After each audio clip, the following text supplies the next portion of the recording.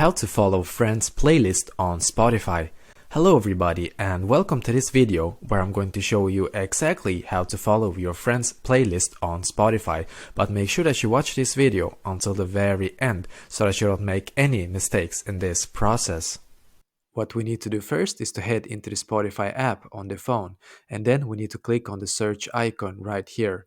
Now, when you are in here, you need to either search for the name of your friend on Spotify or the name of the playlist that you want to follow. I'm going to search for a playlist name because it makes the process much quicker. So when I've done that, I need to click on the playlist. When you're on the playlist, you need to click on the heart symbol right here. And then you can see that the playlist has now been added to my library.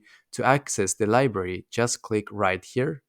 And as you can see, the playlist is now here and I'm now following this playlist on Spotify. So this is exactly how to follow friends playlist on Spotify.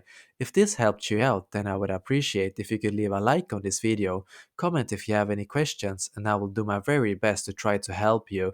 And also, don't forget to subscribe to my channel because I'm doing these kind of helpful videos every day. Thank you for watching and have a good day.